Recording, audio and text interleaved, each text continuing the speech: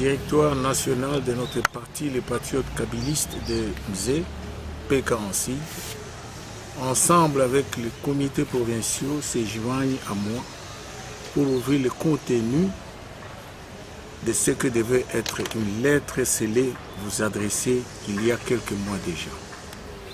En effet, un de vos collaborateurs, parmi les plus proches, avait reçu ma demande de vous rencontrer en privé pour vous remettre le contenu des préoccupations de notre parti concernant votre gestion du pays. Et comme la suite de cette demande ne vient toujours pas, je m'empresse de vous en ouvrir le contenu pour que tout le pays en prenne connaissance. Monsieur le Président Joseph Kabila, les patriotes kabylistes que j'ai le privilège de représenter ici ne tiennent plus à garder silence devant cette situation macabre dans laquelle vous venez de plonger intentionnellement le pays, de peur que notre silence ne puisse être assimilé à la complicité. Nous tenons à cet effet à vous rappeler que nous ne sommes pas de la MP, mais des citoyens indépendants qui sont libres, qui ont choisi de suivre le souci de M. Laurent Désiré Kabila pour faire de ce pays une nation forte, indépendante, libre et prospère.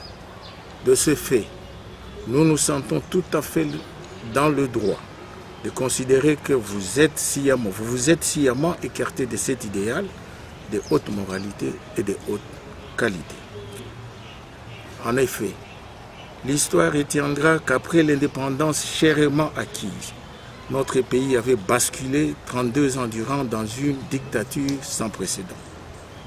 L'histoire retiendra également qu'en 1997, les troupes de l'AFDEL, conduites par les soldats du peuple M. Laurent Désiré Kabila, avaient déboulonné les racines de la dictature mobusienne pour installer une démocratie populaire et instaurer un état de droit.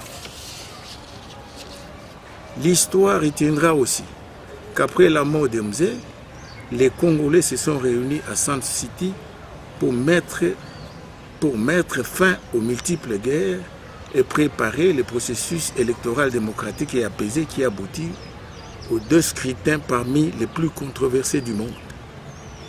Ces semblants d'élections ont donné lieu au pouvoir actuel et à une majorité presque folklorique qui n'a rien de différent avec le impère de triste mémoire. Posez la question à vos collaborateurs moboutistes que vous avez volontairement empruntés chez lui et qui travaillent avec vous jour et nuit. Le pouvoir en place a mis le pays dans une situation chaotique, très critique, sur tous les plans. Comment pouvons-nous comprendre qu'un pays si riche ait la pire situation économique de l'Afrique, où le peuple vit dans la misère sans eau ni électricité? D'où nous vient cette histoire d'évasion massive des prisons et d'attaques multiples en plein jour contre les lieux et édifices publics? Pourquoi ce peloton de malheurs que vous avez provoqué sciemment? Les fonctionnaires ne sont pas payés, notre monnaie ne fait que dégringoler, les grèves se multiplient. Qu'est-ce qui est à l'origine des troubles au Kasaï avec un déplacement massif de population? Pourquoi les élections n'ont-elles pas été organisées dans le délai? Monsieur le Président, notre parti a volontairement accepté le dialogue du 18 octobre 2017, pas pour vous sauver, mais pour éviter le tsunami politique qui se dressait à l'horizon.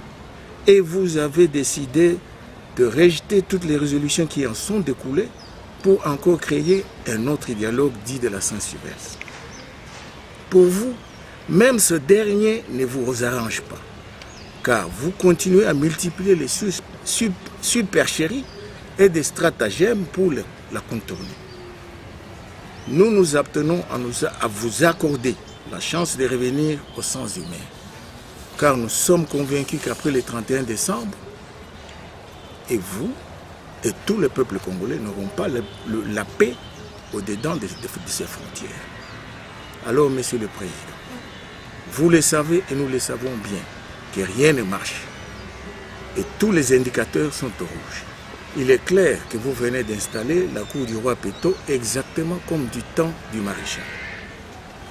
Toutes ces questions et tant d'autres, ajoutées à la fraude, la corruption, le détournement, l'impunité, l'insalubrité et j'en passe constituent une preuve que le pays va mal et très mal.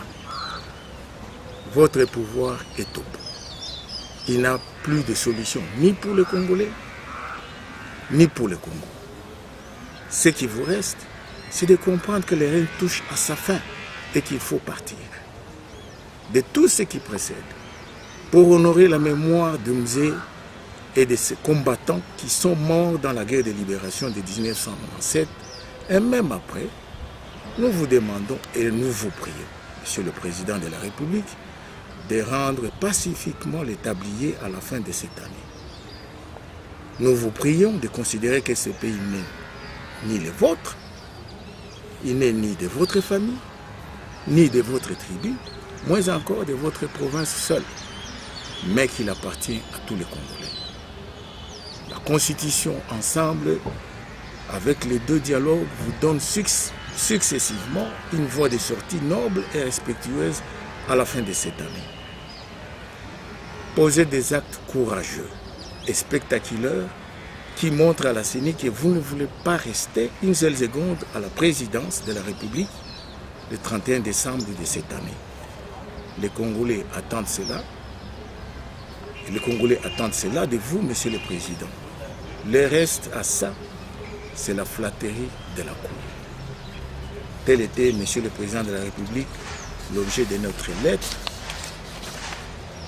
Veuillez agréer, Monsieur le Président, l'expression de nos considérations les plus différentes. Moïse Kongolo, Président national. Merci.